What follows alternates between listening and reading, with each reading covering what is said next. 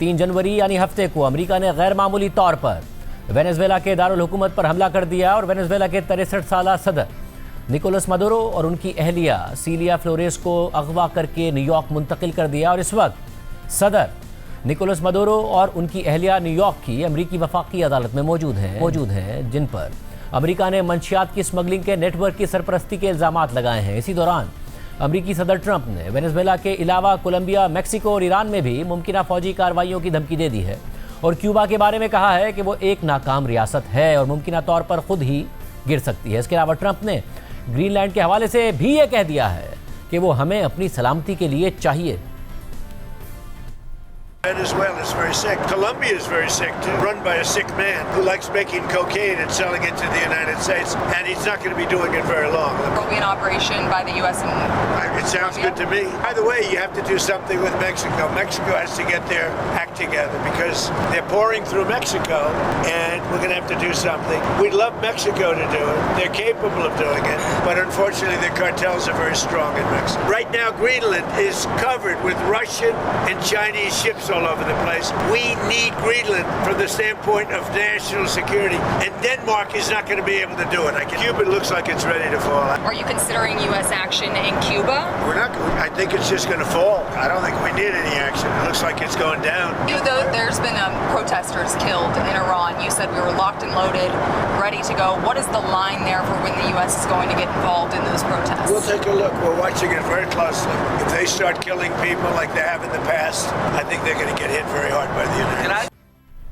इस सारी सूरत हाल में अमेरिका ने वेनेजुएला से फौजी ऑपरेशन के जरिए अगवा के बाद वेनेजुएला के सदर निकोलस मदुरो और उनकी अहलिया को न्यूयॉर्क की वफाकी अदालत में पेश कर दिया है, जहां उन पर यह इल्ज़ाम लगाया गया है कि वो कोकेन स्मगलिंग के एक नेटवर्क की निगरानी करते रहे हैं जो मैक्सिको के ड्रग कार्टेल्स, कोलंबिया के बागियों और वेनेजुएला के गैंग्स के साथ मिलकर काम करता था। निकोलस मदुरो ने तवील अरसे से इन तमाम इल्ज़ामात की तरदीद की है और कहा है कि ये इल्ज़ामात वेनेजुएला के तेल पर कॉलोनियल कब्जे का बहाना है और ख़ुद अमरीकी सदर ट्रंप भी निकोलस मदुरो को उठाने और अमरीका का मुंतकिल करने के बाद से वेनेजुएला के वसी तेल के ज़खायर को अमरीकी कंपनियों के हवाले करने का ऐलान कर चुके हैं और हफ्ते को होने वाली इस गैर मामूली फौजी कार्रवाई से पहले ही वो वेनेजुएला पर हमले का इरादा जाहिर कर चुके थे और दिसंबर के वस्त में अमरीकी फोर्सेज ने समंदर से वेनेजुएला के तेल से भरे हुए एक जहाज़ को भी अपने कब्जे में ले लिया था। मगर फिर हफ्ते को अचानक ये खबर सामने आई कि अमरीकी फोर्सेज ने वेनेजुएला के दारुल हुकूमत पर धावा बोल दिया है और वेनेजुएला के सदर निकोलस मदुरो और उनकी अहलिया को घर से उठा लिया है। और फिर खुद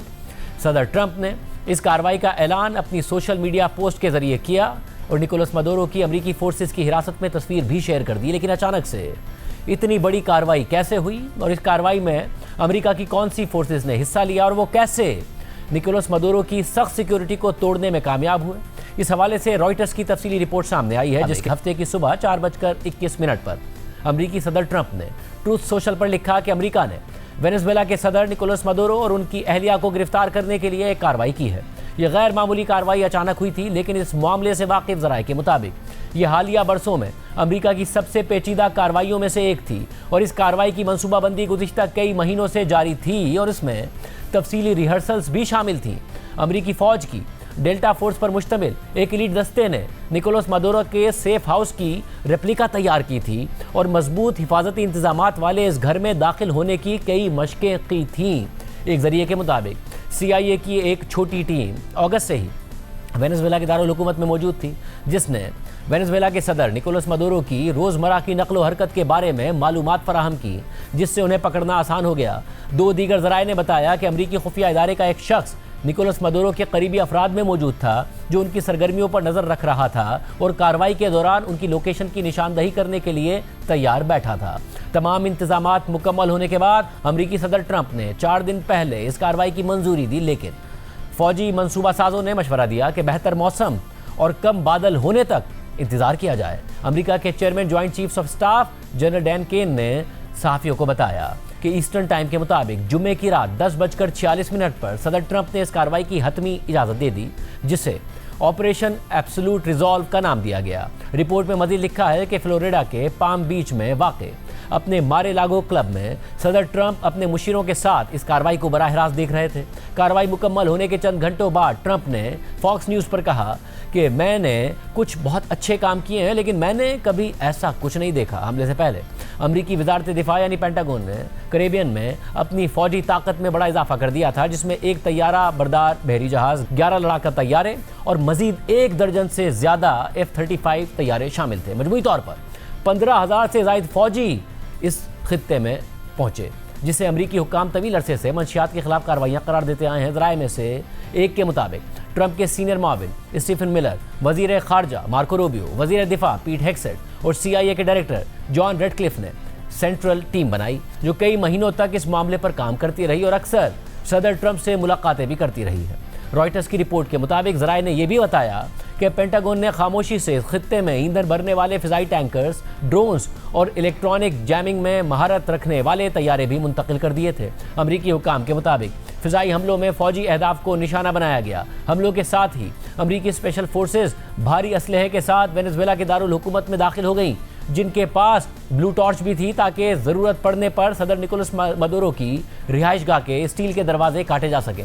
फिर हफ्ते की सुबह तकरीबन 1 बजे जनरल डैन केन ने कहा कि फौजी दस्ते सदर निकोलस मदुरो के कंपाउंड तक पहुंचे, जहां इन दस्तों पर फायरिंग की गई और एक हेलीकॉप्टर को निशाना बनाया गया, लेकिन वो फिर भी परवास के काबिल रहा। रिहायशियों की जानिब से सोशल मीडिया पर पोस्ट की गई वीडियोज़ में कम बुलंदी पर शहर के ऊपर उड़ते हुए हेलीकॉप्टर्स का काफिला देखा जा सकता था। और जब अमरीकी फौजी सदर निकोलस मदुरो के सेफ हाउस तक पहुंचे तो वो फौजी FBI के एहलकारों के साथ मिलकर सेफ हाउस में दाखिल हो गए। इस हवाले से अमरीकी सदर ट्रंप ने कहा कि वो सीधे अंदर घुस गए और वो ऐसी जगहों में भी दाखिल हो गए जहां आमतौर पर दाखिल होना मुमकिन नहीं था, और उन्होंने चंद सेकंड्स में कंट्रोल संभाल लिया।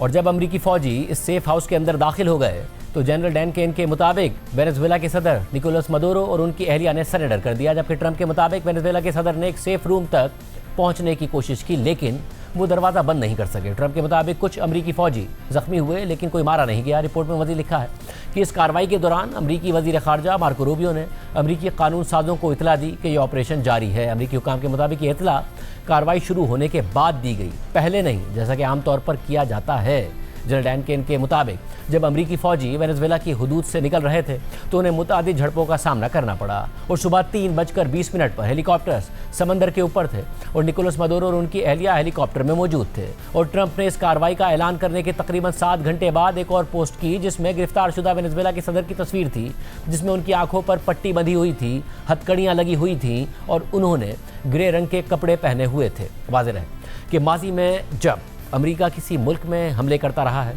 तो इस हवाले से उनका अवामी बयानिया कुछ और होता था, जबकि असल हक़ाइक़ कुछ और होते थे। इस दफ़ा भी अमेरिका ने वेनेजुएला के सदर पर मंशियात की अमेरिका स्मगलिंग का इल्ज़ाम आयद किया है और इस बुनियाद पर उनके खिलाफ अमेरिका में मुकदमा चला रहे हैं। मगर साथ ही अमेरिकी सदर ट्रंप खुद वाज़ेह कर रहे हैं कि वो वेनेजुएला के मामला खुद चलाएंगे और तेल के वसी ज़खायर के लिए अमेरिकी कंपनियों को वेनेजुएला भेजेंगे। वाज़ेह रहे कि तकरीबन 303 अरब बैरल्स के तखमीने के साथ वेनेजुएला में दुनिया से बड़े मुसद्दिक़ा तेल के ज़खायर मौजूद हैं, लेकिन उसकी तेल की पैदावार इंतहाई कम है। ऐसे में अमेरिका के लिए तेल के ये बड़े ज़खायर निकालना कितना मुश्किल होगा। इस हवाले से CNN ने अपनी रिपोर्ट में कहा है कि सदर ट्रंप ने कहा कि वो वेनेजुएला की तबाहाल ऑयल इंडस्ट्री को दोबारा खड़ा करने के लिए अमेरिकी कंपनियों पर भरोसा कर रहे हैं, लेकिन तवानाई के शोबे के माहिरीन के मुताबिक वेनेजुएला में मौजूद दुनिया के सबसे बड़े मुसद्दिक़ा तेल के ज़खायर जितने भी पुरकशिश नजर आएँ, लेकिन अमेरिकी कंपनियों के लिए उनमें फ़ायदे से ज़्यादा ख़तरात मौजूद हो सकते हैं।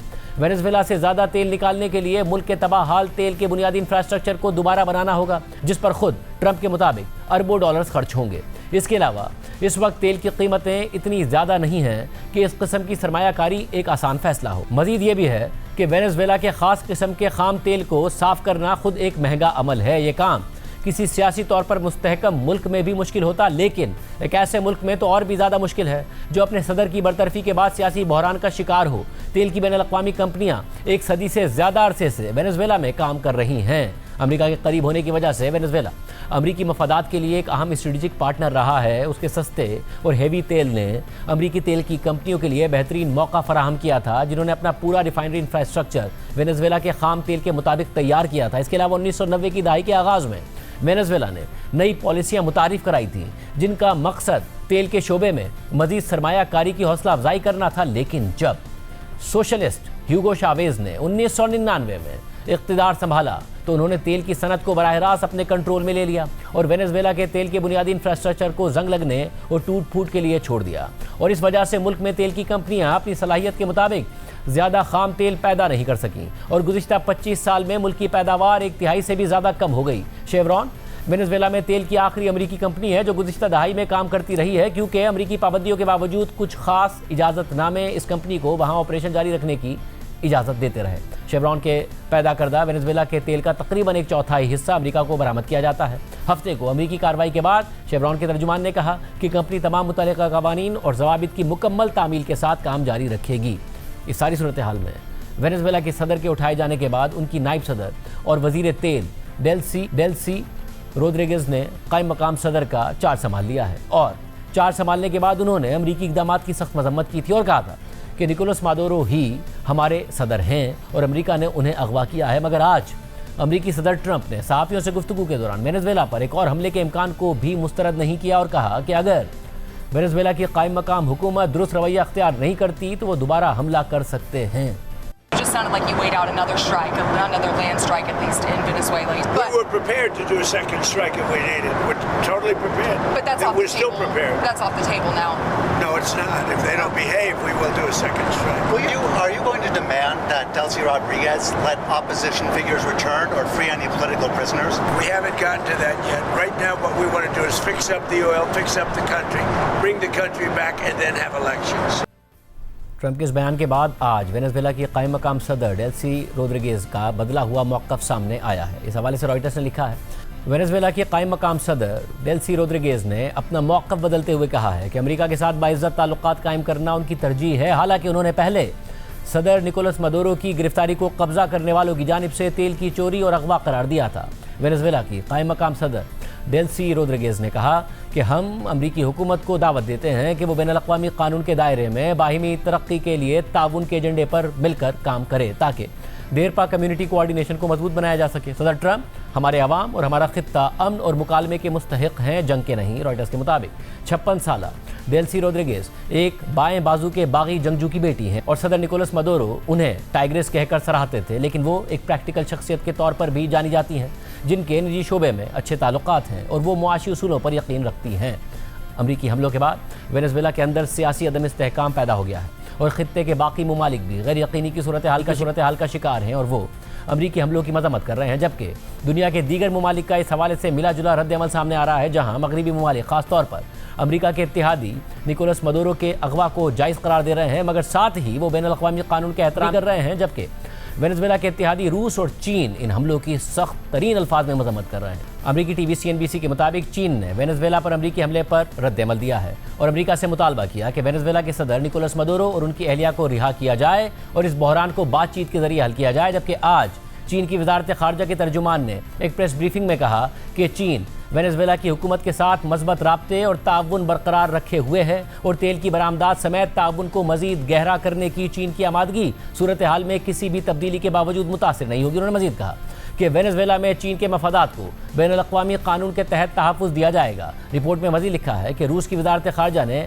अमरीका के जारहाना इक़दामात की सख्त मजम्मत की और कहा कि यह खुद मुख्तार रियासत की खुद मुख्तारी की नाकाबिल कबूल खिलाफ वर्जी है। इस सारी सूरत हाल का अमरीका और सदर ट्रंप की सियासत और आलमी सियासत पर क्या असर पड़ सकता है, इस हवाले से CNN की तज्ज़ियाती रिपोर्ट में लिखा है कि नए साल के पहले हफ्ते के पहले दिन लाखों अमरीकी इसी सवाल के साथ जागे कि क्या हम वेनेजुएला के साथ हालत जंग में हैं। अमरीकी सदर ट्रंप के इस फैसले के वेनेजुएला के अलावा अमरीका की आलमी ताकत और अमरीकी सुदूर और बैनुल-अक़वामी कानून में मौजूद आइनी हुदूद पर गैर मामूली असरात मुरत्तिब होंगे। ज़ाहिरी जवाज़ यह है कि निकोलस मादुरो एक कार्टेल रियासत की सरपरस्ती कर रहा था जो अमरीका की सलामती और उसके शहरियों को मंशियात की स्मगलिंग के जरिए ख़तरे में डाल रहे थे। लेकिन ट्रंप के दावे वेनेजुएला के किरदार को बढ़ा चढ़ाकर पेश करते हैं और अपनी ताकत के इस्तेमाल पर खुशी का वाज़े इजहार ट्रंप के ज़्यादा बड़े सियासी मकासद की अक्कासी करता है। लेकिन निकोलस मादुरो के खिलाफ ये कार्रवाई इंतहाई गैर मामूली है और ये सिर्फ इस वजह से नहीं है कि किसी गैर मुल्की रहनुमा को हटाना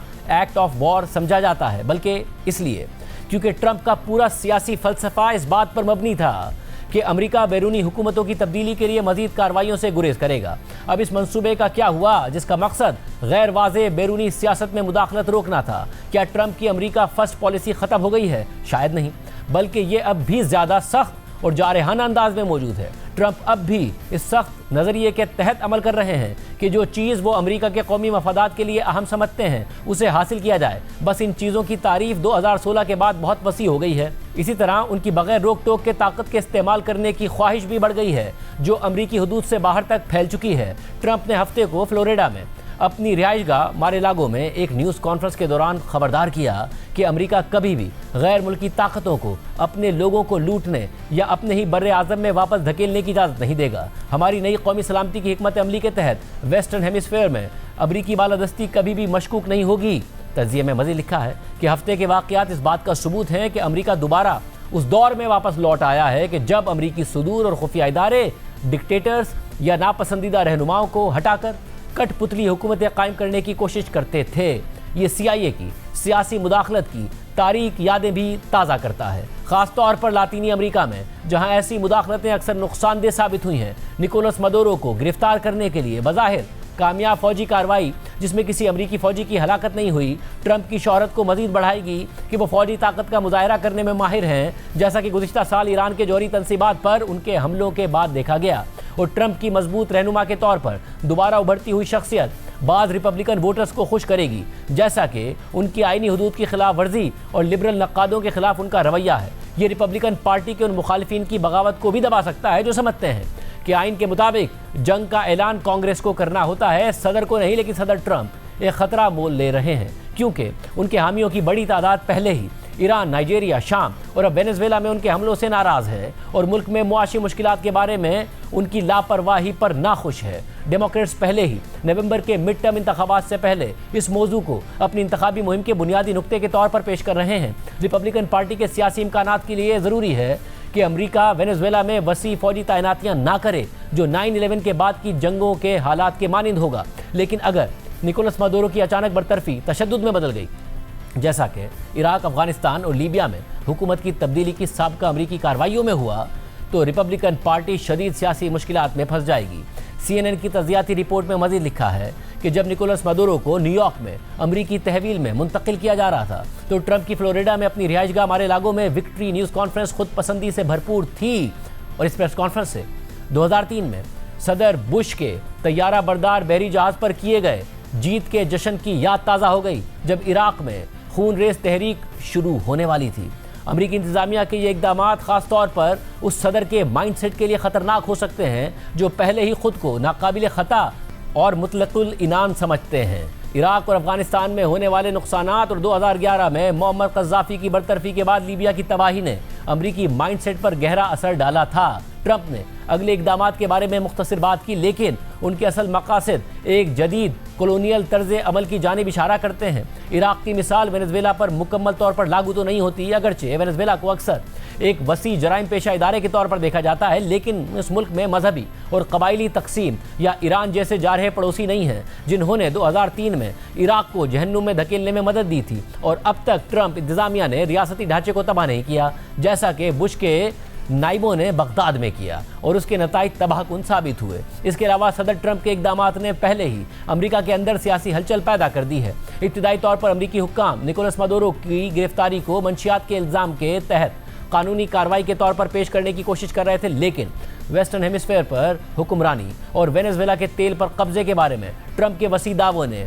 इस कार्रवाई को कानूनी और आईनी एतबार से और भी गैर मुस्तहकम बना दिया है। वेनेजुएला में फ़िज़ाई और ज़मीनी हमले बज़ाहिर अमरीकी जंगी कार्रवाई की तारीफ पर पूरा उतरते हैं, जिसके लिए कांग्रेस की पेशगी मंजूरी ज़रूरी होती है, जैसा कि दहशतगर्दी के खिलाफ जंग और इराक पर हमले से पहले साबिक सदर बुश ने हासिल की थी। लेकिन कम अज़ कम कलील मुद्दत के लिए ट्रंप अमरीकी कांग्रेस में दबाव से महफूज दिखाई देते हैं। सेनेट और ऐवान नुमाइंदगान रिपब्लिकन्स की अक्सरियत ने ट्रंप की हिमायत का इजहार किया और कहा कि वो आइंदा हफ्ते ब्रीफिंग्स की तवक्को रखते हैं, लेकिन इसके बावजूद ट्रंप की सियासी बुनियाद अब भी कमज़ोर है। इससे पहले कि उन्होंने कार्रवाई की, वेनेजुएला में अमरीकी फ़ौजी मुहिम जोई के इम्कानात नहायत गैर मकबूल थे। नवंबर में किए गए CBS के पोल के मुताबिक 70% अमरीकी शहरी पहले ही फ़ौजी कार्रवाई के खिलाफ थे। नाराज़ अफराद में उनके पहले ही टूटते हुए मागा इत्तेहाद के अरकान शामिल हैं। जॉर्जिया से रुकने कांग्रेस मार्जरी टेलर ग्रीन ने एक्स पर लिखा कि ना ख़त्म होने वाली फ़ौजी जारियत और महंगी बैरूनी जंगें वही हैं जिन्हें बहुत से मागा के लोग